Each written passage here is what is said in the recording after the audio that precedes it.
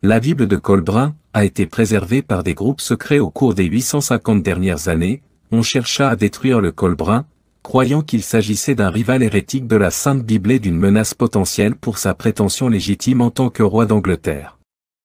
En 1992, un dirigeant du Hope Trust, en faillite, qui se considérait comme le protecteur du Colbrun, en a distribué une copie avant sa radiation complète en 1995, dans l'intention de la préserver avant qu'elle ne soit perdue avec la dissolution du Trust. La copie du Colbrun de Your World Books provient de l'une de ses copies originales distribuées en 1992 qui a été envoyée en Inde pour publication. Il existe deux versions publiées, la nôtre en Amérique et la version Culdean Trust en Nouvelle-Zélande. La Grande-Bretagne a joué un rôle important dans la saga de la Bible et a fait partie de la vie de plusieurs de ses personnalités les plus marquantes. Les Romains appelaient l'ancienne fraternité druidique centrée en Grande-Bretagne sous le nom de « mages », le même ordre fraternel qui avait encadré les pharaons d'Égypte, les empereurs de la Chine ancienne, les membres de la famille royale de l'Inde et tous les Césars de Rome.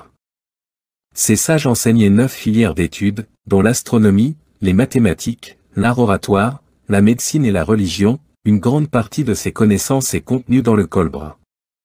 Leurs momies ont été trouvées sur les routes du commerce de la soie vers la Chine et ont été représentées dans des peintures et des histoires écrites en tant que conseillers aux côtés des dirigeants du monde pendant des milliers d'années. Ils furent le premier groupe international à reconnaître Jésus comme l'antécédent des prophéties messianiques, ayant anticipé sa naissance grâce à leur connaissance des étoiles et des enseignements de leurs ancêtres. Ils utilisaient Stonehenge et d'autres installations britanniques dans leurs écoles. Constantin lui-même a été éduqué en Grande-Bretagne grâce aux enseignements religieux des écoles britanniques et connaissait très probablement le Colbrun.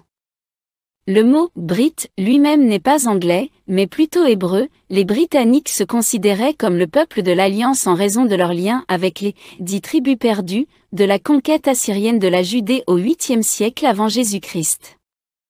Le mot « saxon » désigne les fils de Jacob. Les « 10 tribus perdues » n'ont jamais vraiment été perdues. Le Colbrun peut à juste titre être appelé la Bible perdue des 10 tribus perdues.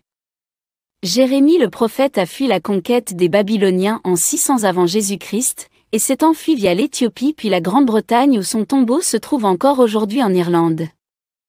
Il emmena avec lui la fille du roi Sédécia de la maison de David et l'illustre ancêtre de Jésus.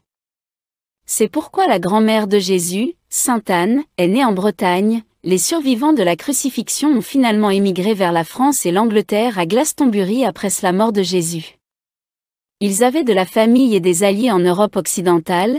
Ces gens connaissaient et comprenaient les enseignements des Colbrins bien avant que la Bible ne soit compilée en 325 après Jésus-Christ, par Constantin au concile de Nicée. Le Colbrun possède également un récit spécial sur l'exode d'Égypte à l'époque de Moïse. La princesse Scota, fille de Ramas II, vivait à l'époque de Moïse et la rumeur disait qu'elle était l'une des nombreuses princesses qui prenaient soin de l'enfant Moïse. Elle épousa un noble hébreu qui l'emmena en Grande-Bretagne. L'Écosse porte son nom,